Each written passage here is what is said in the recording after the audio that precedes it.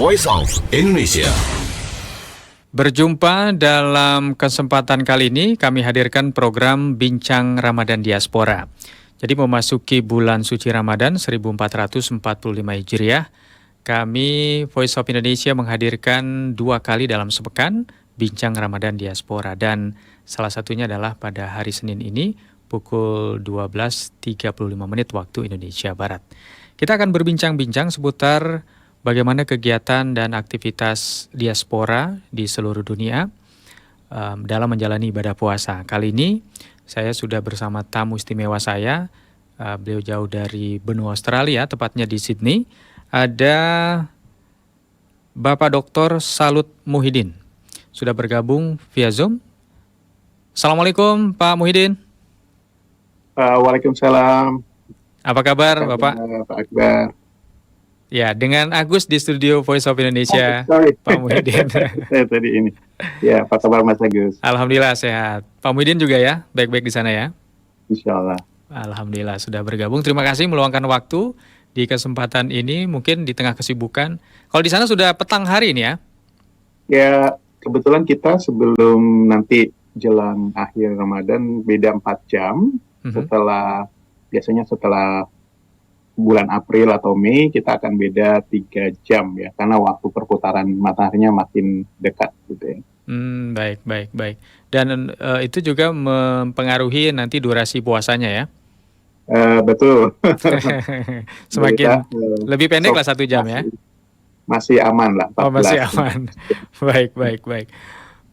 Pak Muhyiddin ini kan staf pengajar di Macquarie Business School ya? Macquarie University Australia. Wah, senang sekali bisa berbagi cerita nih, bagaimana pengalamannya selama menjadi diaspora di Australia, kemudian pengalamannya mengajar juga. Tapi mungkin saya ingin tahu dulu nih, sejak kapan bermukim di Australia? Di Sydney-nya sendiri, saya sejak awal 2011 ya masuk ke Sydney. Sebenarnya udah harus masuk sebelum 2011, tapi karena visa dan lain hal akhirnya masuk 2011 dan sampai sekarang gitu ya. Itu langsung mengajar waktu itu? Ya, kebetulan saya awalnya seringnya lebih pada riset, tapi kebetulan kemudian ada lowongan untuk sebagai dosen. Dosen itu seperti di Indonesia ada 3 kegiatan ya, tidak hanya mengajar tapi juga riset dan pengabdian pada masyarakat. Gitu. Oh, sama juga ya? Sama, Tridharma Perguruan Tinggi. Ya. Oh, sama juga di sana, seperti itu juga ya polanya. Dan cukup lama sudah ya, sekarang sudah 2024. 2024, dan tentu banyak sekali cerita yang bisa dibagikan ini. Seperti apa pengalamannya, terutama memasuki bulan Ramadan ya, kan di sana itu mayoritas non-Muslim begitu ya, tetapi Pak Muhyiddin bisa melaksanakan dengan baik dan lancar. Nah, bagaimana itu ceritanya? Memang banyak liku-liku ya. Kebetulan posisi Australia sendiri kan di Southern Hemisphere kita bilang ya.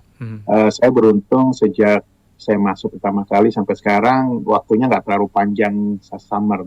Pernah ada waktu nanti mungkinan nggak tahu 5 tahun atau 10 tahun lagi kita akan masuk puasa ketika di sisi selatan bumi ini menjadi bulan musim panas ya, di mana bayangkan saja subuhnya jam 4 pagi, terus nanti maghribnya jam 8, jam 9 gitu ya. Oh, jadi mataharinya terang terus ya seharian, sehari semalam? Iya, itulah tantangannya. Tapi so far selama saya 10 tahun terakhir di sini, masih dapat waktu yang agak oke lah. Waktu itu bulan November atau September, sekarang sudah bulan April ya. Jadi masih antara ya tadi 14, 15, 16 jam gitu ya paling banyak. Bahkan sempat sampai cuma 12 jam pernah di waktu winter. Karena matahari munculnya jam 6, kemudian jam setengah 6 udah maghrib atau jam 5-an maghrib. Jadi kurang dari 12 jam. Itu pertama tantangan fisik ya. Fisik ya, betul. Ya, kemudian juga sebagai dosen dan sebagai juga teman-teman diaspora lain, ada yang di bisnis, ada juga yang lain. Kita mau nggak mau harus tetap beraktivitas seperti biasa ya.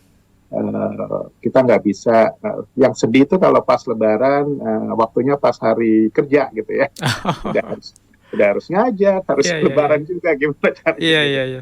Eh, Banyak sih yang dilakukan teman-teman, entah misalnya ngambil cuti, tapi kadang-kadang kalau nggak bisa dilakukan, tidak bisa dihindari, akhirnya kita palingan mempercepat proses pekerjaan itu, minta izin sama, karena kita punya hak untuk cuti atas nama keagamaan, yaitu bagusnya juga di sini diakui perbedaan agama, perbedaan latar belakang, sehingga kita bilang saya nggak bisa ngajar hari itu karena alasan keagamaan. Bisa kita mengajukan cuti, ya, tapi harus diajukan. Tidak serta-merta kita menghilang dari kerjaan terus kabur, itu nggak akan direspek ya. Iya, iya, iya. Pernah juga soal hari libur, kita di beberapa komunitas muslim mengajukan ke pemerintah Australia, bilang bisa nggak kalau pas hari Lebaran atau ini diliburkan. Pernah kita di challenge bahwa bisa nggak kamu tentukan seperti satu tanggal tertentu, misalnya kayak Natal kan pasti 25 Desember, selalu tanggal itu akan diagendakan di tiap tahunnya. Kita nggak bisa gitu ya, karena awal puasa aja kadang beda. Betul, betul. Karena maju terus ya, 10 hari. Maju terus 10 hari gitu. Sempat kita challenge gitu, tapi begitu kita di challenge juga, kita nggak bisa mengajukan tanggal pas gitu. 1 April, pindah geser ke Maret nanti gitu ya. Iya, iya. Jadi itu challenge keduanya, soal fleksibilitas dan juga tentang bagaimana memanage waktu, dan juga ketika kerjaan pasti ya dihadapkan dengan yang mereka makan siang gitu ya, ataupun kalaupun musim panas ya ada orang-orang pakai bajunya yang nggak mungkin ketutup juga gitu ya, misalnya kita nggak bisa hindari gitu, palingan menghilang aja dulu sebentar gitu ya. Jadi antara fisik, mental, challenge dan juga tantangan lainnya. Dan terutama untuk anak-anak diaspora juga, kita memang harus melatihnya agak pelan-pelan ya, nggak bisa langsung sekaligus. Betul, betul. Baik, Pak Muhyiddin, kalau sehari-hari memang mengajarnya berapa mata kuliah itu atau berapa SKS? Menyita waktu kah? Ya. Karena di sini kalau yang secara umum itu adalah kita dapatnya 40% mengajar, 40% riset, dan 20% administrasi ataupun pengabdian masyarakat ya. Biasanya kita antara 1 dan 2 mata kuliah per semester, jadinya per minggunya itu sekitar 2 atau 3 kali pengajaran. Itu kalau memang kita splitnya tadi 40-40, tapi ada juga yang memang kerjanya yang mengajar aja gitu, jadi sebagai tenaga pengajar itu bisa setiap hari mungkin ya 4 kali 5 kali dalam seminggu gitu. Lumayan untuk busa-busa selama 2 jam gitu ya. Sementara orang boleh minum, kita nggak boleh minum. Jadi ya lagi-lagi kembali strategi kita gimana cara ya misalnya ada lebih banyak diskusi gitu ya, kita mengarahkan jadi studennya yang lebih banyak ngomong gitu ya, dibandingkan kita yang reading ataupun sebagainya. Itu aja sih. Ya, harus diatur sedemikian rupa ya supaya tidak memforsir fisik lah ya. Tapi juga pekerjaan lain yang misalnya sebagai pekerja misalnya di supermarket yang banyak dirinya ataupun yang banyak servisnya itu, saya nggak tahu gimana mereka cara ngaturnya, tapi pasti challenge-nya akan berbeda ya, lebih banyak. Ya. Pak Muhyiddin, sebagai seorang muslim begitu kan, tetap ya bulan Ramadan itu menjadi bulan istimewa. Terasanya pasti Bang, terutama apalagi kita sebagai perantau ya.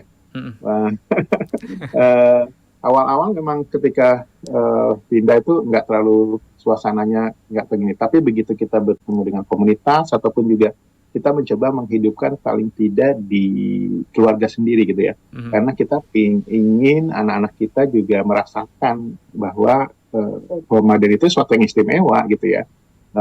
Tiap-tiap orang mungkin berbeda ya, tapi khusus untuk kami sendiri memang sudah kebayang itu waktu suasana di Indonesia, gimana ramenya, harusnya. Nah, gimana menyambutnya itu sekeluarga? Sudah kita punya WhatsApp keluarga ya, misalnya dalam keluarga inti pun kita punya WhatsApp keluarga. Kita udah posting nih berita-berita. Sebentar puasa loh, sebentar lagi nih kita posting sesuatu yang mengingatkan lah, istilahnya paling nggak itu minimal udah pas bulan Sa'ban ya, mulai ada cerita nisfu Sa'ban dan sebagainya. Bentar lagi, kemudian ada gimana sih cara persiapannya. dan ya memang agak awal-awalnya ketika anak-anak masih kecil agak susah ya banguninnya, tapi lama-kelamaan setelah mereka udah SMP, SMA, Anak-anak lahir di sana, Pak? cuma satu yang lahir di sini, yang lainnya di luar ya, di Indonesia dan juga di tempat lainnya. Tapi mereka kita latihnya mulai dari SD itu boleh setengah hari gitu ya.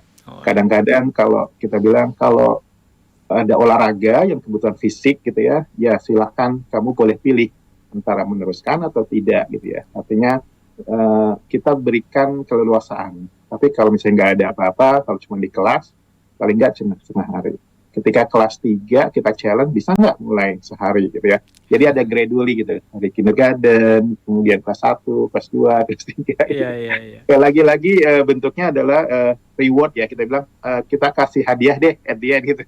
Bukannya berarti bribing ya, tapi memotivasi istilahnya. Oh gitu, iya. Berarti Ya, memang Pak Muhyiddin beserta istri harus kompak ya, bagaimana menghadirkan Ramadan itu begitu menarik buat anak-anak. betul ya, misalnya di rumah kita hiasi gitu dengan logo-logo apa, ornamen-ornamen Ramadan gitu ya. Karena kebetulan di Sydney sendiri mulai banyak ya komunitas-komunitas Muslim yang kayak menjual apa, kalau kan biar mensuasanakan bahwa ini ada kayak ulang tahun itu kan biasa ada ornamen-ornamennya. Kemudian juga di sini kemudian juga banyak dari orang Middle East, Timur Tengah, kemudian dari ini yang kita buat suasananya seperti merayakan menyambut sesuatu yang istimewa gitu ya. Ada rombe-rombenya, kemudian ada Ramadan Karim gitu istilahnya. Coba kita buat sehingga bahwa ini sesuatu yang istimewa loh, suasananya harus beda gitu. Terutama alarm dicek dulu dong ya, harus harus berfungsi ya. Iya betul. Ya, hal-hal kecil, hal yang remeh-temeh sampai ke hal-hal besar terkait bagaimana mungkin pengamalan daripada ajaran-ajaran agama Islam itu juga menjadi difokuskan di bulan Ramadan ya, Pak Muhyiddin. Agak diintensifkan sih memang. Ya. Kalau sebelumnya mungkin cuma paling tidak maksudnya jemaah sekali gitu ya. Kalau Ramadan paling nggak bisa subuh berjamaah, maghrib, bisa taraweh gitu ya. Kalau nggak punya aktivitas luar, ya udah kita lakukan di rumah. Gitu. Baik. Nah tadi kan menyinggung soal komunitas Muslim di Australia itu atau di Sydney banyak atau katakanlah berbaur kita dengan mereka atau hanya komunitas Muslim Indonesia saja, Pak Muhyiddin biasanya bagaimana? Indonesia ini kan memang punya ciri khas sendiri juga ya. Jadi selain kita jadi pilihannya gini, preference-nya kalau kita punya satu grup yang besar, kayak kebetulan di Sydney kita sudah punya beberapa masjid Indonesia ya. Dari yang tertua itu di daerah Tempe namanya, bukan orang sering bacanya Tempe. Itu sekitar dekat airport Mascot, itu dulu adalah rumah ibadah Kristen, gereja, tapi kemudian kita beli sehingga fungsi ibadah itu tetap dipakai, tapi kita ubah menjadi masjid. Center of Islamic Dakwah Indonesia. Itu memang Indonesian Community. Juga orang Padang baru saja membuat komunitas Padang, membuat surau, kemudian dari Partai Keadilan Sejahtera juga buat di daerah Iko namanya, kemudian ada beberapa dari Muhammadiyah juga rencana kalau bisa ada uang biasanya bisa mau buat, kemudian juga dari tempat lain. Artinya kalau ketika agak banyak kan orang Indonesia lebih senang kumpul dengan Indonesia. Tapi ketika kita harus memilih memang banyaknya komunitas lain, kita juga tidak sungkan-sungkan untuk berbaur sih. Jadi kita bersama dengan kelompok dari Arab gitu ya, dari Middle East, kemudian juga dari India, Bangladesh, Pakistan dan sebagainya. Begitu. Ya. Dan paling tidak dengan circle-circle terdekat ya, dengan ya mungkin dengan Pak Muhyiddin dan kerabat juga menghadirkan nuansa Ramadan seperti misalnya buka puasa bersama ataupun tarawih bersama, itu biasa dilakukan juga ya Pak ya? Iya.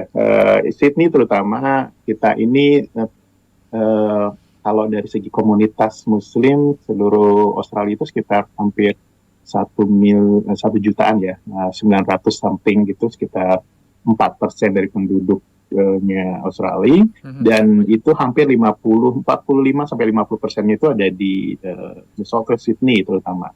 Jadi bayangkan dari segitu adanya di sini, kemudian baru di Melbourne dan sekitarnya. Nah, itu dari sisi komunitas muslimnya lumayan, dan bahkan ada satu komunitas yang daerahnya memang kalau misalnya kita bilang kecamatannya itu kebanyakan orang dari Islam gitu ya, Muslim latar belakang. Diperbolehkan mengadakan bazar setiap malam. Jadi namanya Ramadan Night. Bayangkan di kota Sydney yang kalau orang mengadakan bazar paling sehari 2 hari, ini diperbolehkan 1 bulan. Itu jualannya ya itu buat buka-buka puasa ataupun ini, kemudian ada taraweh, kemudian nanti sampai bahkan ada yang sampai sahur gitu ya. Jadi kalau ke Sydney itu kalau nggak lihat itu sangat disayangkan ketika bulan puasa karena ramai banget gitu. Baik. Nah, balik lagi ke keluarga Pak Muhyiddin. Bagaimana menghadirkan juga rasa kangen akan tanah air begitu, misalnya menghadirkan masakan khas Ramadan tanah air di rumah atau seperti apa? Ya, lagi-lagi sebagai perantau kita harus banyak strategi ya. Artinya kita kadang nggak bisa punya waktu sesuai dengan yang sana ya. Masakan ya pasti ya kita kangen. Jadi dan alhamdulillah untuk soal bumbu-bumbu dan sebagainya, Sydney termasuk yang boleh dibilang lengkap ya. Jadi karena teman-teman diaspora Indonesia juga bisnis, mereka menghadirkan barang-barang dari Indonesia gitu ya. Kita ada beberapa supermarket Indonesia dan juga restoran Indonesia. Nah, kalau kita punya waktu, kita biasanya masak untuk beberapa hari, kemudian tapi kalau nggak punya waktu, ya palingan kita kalau sempat mampir ke warung itu, kita beli ya, ataupun beberapa teman juga sudah mulai buka catering gitu ya, jadi kita boleh pesen gitu. Nah, jadi tidak, sebenarnya sih bisa dikatakan hampir mungkin selalu ada gitu, tinggal masalahnya mau bikinnya atau mau pesannya atau datang ke warungnya itu sendiri. Baik, terakhir Pak Muhyiddin, bagaimana memaknai Ramadan? Ya setiap tahun mungkin ada makna-makna tersendiri bagi Pak Muhyiddin pribadi dan keluarga. Nah, khusus tahun ini apa yang ingin disampaikan? Saya selalu tekankan ya, terutama pada keluarga saya bahwa Ramadan ini kita dapatkan 3 anugerah ya. Latihan fisik, kemudian latihan mental, dan juga latihan secara sosial gitu ya. Kita latihan fisik ya tadi untuk memaknai anugerah nikmat syukur, terutama nikmat sehat ya kepada kita. Tapi yang paling penting adalah kalau dalam waktu ini, karena kita baru saja selesai juga pemilu dan sebagainya, mungkin aspek sosial yang lebih ditekankan ya.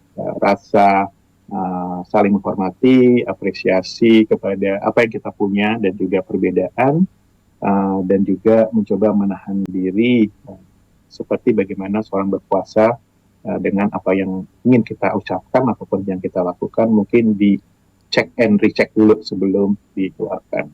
Itu sih sebenarnya yang selalu ingin saya tekankan, dan terutama dalam suasana sekarang ini. Gitu. Terakhir sekali, mungkin ada yang ingin disampaikan untuk keluarga di tanah air? Oh iya, pasti dong. Ya, saya tahu ada beberapa keluarga yang sudah mulai puasa hari ini dan juga mungkin mulai puasa besok. Jadi saya ucapkan selamat memasuki bulan puasa dan melaksanakan ibadah puasa. Semoga kita diberikan kekuatan dan kesehatan dalam melaksanakan amal ibadah puasa ini dan juga amalan-amalan lainnya selama bulan puasa. Dan sampai insya Allah kita disampaikan pada akhir bulan Ramadan dan mungkin dipertemukan pada bulan Ramadan berikutnya. Amin. Itu saja. Amin. Baik, terima kasih Pak Muhyiddin atas waktunya. Semoga diberi kelancaran dan kesehatan selalu Pak Muhyiddin beserta keluarga. Dan tentunya nanti mudah-mudahan kita bisa ngobrol-ngobrol lagi di Bincang Diaspora selanjutnya ya Pak Muhyiddin ya. Iya. Salam untuk diaspora di Australia, khususnya di Sydney. Ya, sama-sama. Terima kasih. Sampai jumpa lagi. Assalamualaikum. Waalaikumsalam warahmatullahi wabarakatuh. Baik, pendengar, demikian tadi bincang-bincang kami dalam Bincang Diaspora di edisi Ramadan kali ini bersama dengan Dr. Salut Muhyiddin, staf pengajar di Macquarie Business School, Macquarie University Australia, dengan topik Ramadan di Sydney. Kita akan ketemu lagi di Bincang Ramadan Diaspora edisi selanjutnya. Tetap bersama di Voice of Indonesia, dari Indonesia untuk dunia. Voice of Indonesia.